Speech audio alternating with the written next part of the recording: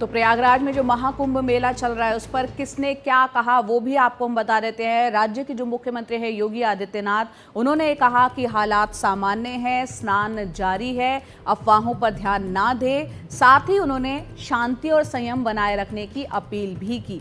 इसके अलावा जो अखाड़ा परिषद है उनकी तरफ से भी बयान आया है, उसमें कहा गया कि बिना जुलूस के अमृत स्नान किया जाएगा। आम लोगों के हित में जो स्नान है उसको टाला गया था कुछ वक्त के लिए। बाबा रामदेव ने भी अपना बयान दिया है। उन्होंने कहा है कि घायलों के जल्द ठीक होने की कामना करता हूं। आज सांकेतिक स्नान किया। इसके अलावा स्वामी चिदानंद सरस्वती का बयान भी आया है। उन्होंने कहा है कि हताहतों के लिए मैं प्रार्थना करता हूं, जो जहां हैं वहीं स्नान करें। साथ ही देवकीनंदन ठाकुर, उनका भी बयान आया है। उन्होंने कहा है कि जो जहां है वहां स्नान करें, कहीं भी स्नान से एक जैसा पुण्य ही मिलता है। कांग्रेस के जो राष्ट्रीय अध्यक्ष हैं मल्लिकार्जुन खड़गे, उन्होंने कहा कि महाकुंभ में जो भगदड़ हुई है वो हृदय विदारक है। समाजवादी पार्टी के अध्यक्ष अखिलेश यादव ने कहा कि श्रद्धालुओं के हताहत होने की सूचना दुखद है। दिल्ली के पूर्व मुख्यमंत्री अरविंद केजरीवाल ने कहा कि श्रद्धालु धैर्य बनाए रखें और प्रशासन के निर्देशों का पालन करें, एक दूसरे की सुरक्षा का ध्यान रखें। और साथ ही दिल्ली की मुख्यमंत्री आतिशी ने भी इस घटना पर प्रतिक्रिया दी है और कहा है कि भगदड़ की घटना अत्यंत दुखद है। सभी श्रद्धालु संयम रखें, सुरक्षा नियमों निर्देशों का पालन करें। लोकसभा में नेता प्रतिपक्ष राहुल गांधी का भी बयान सामने आया। उन्होंने कहा कि महाकुंभ में भगदड़ जो है वो एक दुखद घटना है। घायलों के स्वस्थ होने की मैं प्रार्थना करता हूं। कांग्रेस कार्यकर्ताओं को पीड़ितों की मदद के लिए भी उन्होंने अपने ट्वीट में कहा है।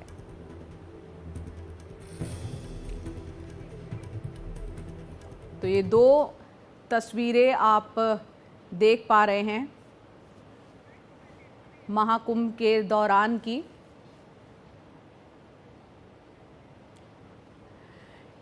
तो आप कितने बड़े इलाके में ये महाकुंभ का आयोजन हुआ है और कितनी संख्या में लोग यहाँ पर पहुँचे हैं, किस तरह की व्यवस्थाएं एक करनी होती है, इससे भी अंदाज़ा लगा सकते हैं। जाहिर सी बात है, जब इस तरह का आध्यात्मिक मेला जब लगता है, लोगों की भावनाएं उमड़ती हैं और ऐसे में उत्साह के चलते इतनी संख्या में लोग वहां पर मौजूद होते हैं, तो हर कोई उस पवित्र संगम में डुबकी लगाने के लिए वहां पहुंचता है।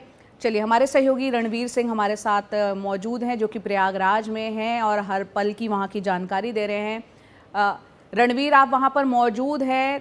13 अखाड़ों को आज स्नान भी करना था। अभी वहाँ पर क्या अपडेट, और आप तस्वीरों के जरिए भी वहाँ का हाल दिखाएं।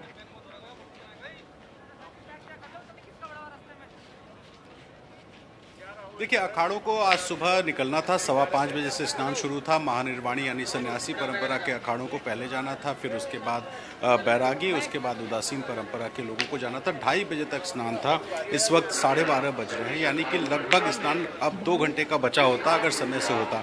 लेकिन चूंकि ये घटना घटी और घटना घटने के बाद अखाड़ा परिषद ने यह फैसला किया कि वो इस वक्त अखाड़े के से नहीं निकलेंगे स्नान के लिए, क्योंकि प्रशासनिक अमला जो है वो घायलों के इलाज में व्यस्त है और यहाँ क्राउड मैनेजमेंट में व्यस्त है।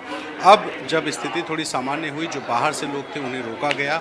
उसके बाद से अब आप देखिए यहाँ पर सड़क पर भीड़ है, लेकिन जो सुबह जिस तरह की भीड़ थी उस तरह की भीड़ नहीं है, क्योंकि बाहर से लोगों को आने से जब रोका गया और मेला क्षेत्र में जो लोग थे उन लोगों को स्नान करके बाहर जाने को कहा गया। उसके बाद से हालात सामान्य हैं।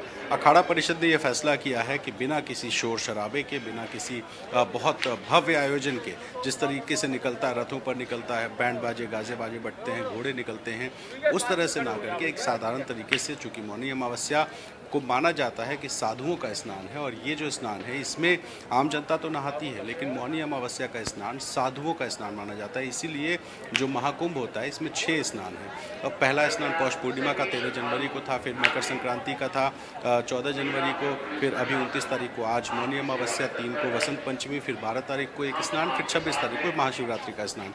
तो इस तरह से 6 स्नान है, जिसमें 3 अमृत स्नान है, मकर संक्रांति, मौनी अमावस्या और वसंत पंचमी। तो अब शाही शाही स्नान जिसको कहते थे वो अमृत स्नान हो गया। तो वो जो अमृत स्नान है इसके लिए साधु निकलते हैं और सबसे बड़ा दिन होता है मौनी अमावस्या का, जो आज है। लेकिन एक घटना घटी, बहुत ज़्यादा लोग थे, तस्वीरें दिखाते रहता हूँ। और देखिए सामने हेलीकॉप्टर उड़ रही है और ये सुबह से ही इस हेलीकॉप्टर को हम देख रहे हैं जो मॉनिटरिंग का काम कर रही है यहाँ पर क्राउड मैनेजमेंट के लिए। कोशिश ये है कि किसी भी तरह से जो सड़कें हैं, जिन सड़कों पर ज़्यादा भीड़ दिखाई दे रही है, उन सड़कों को इन्फॉर्म किया जाए कि फला सड़क पर ज़्यादा भीड़ है, वहाँ से क्राउड हटाया जाए। जो सड़क खाली है उधर डाइवर्ट करने का इंस्ट्रक्शन हेलीकॉप्टर से मॉनिटरिंग के ज़रिए जो है वो प्रशासन को दिया जा रहा है। तो इस तरह की जो कोशिशें हैं वो कोशिशें चल रही हैं। और आप देखिए तस्वीरों में जो श्रद्धालु हैं उन श्रद्धालुओं को 2 सहूलियतें दी गई। पहला, जब अखाड़े नहीं आ रहे थे स्नान करने और अखाड़ों के लिए जो आरक्षित जगह थी उसको खोल दिया गया ताकि जो श्रद्धालु हैं वो वहाँ पर जाके नहा सके और भीड़ को थोड़ा सा वहाँ से जल्दी से स्नान करा करके निकाला जाए।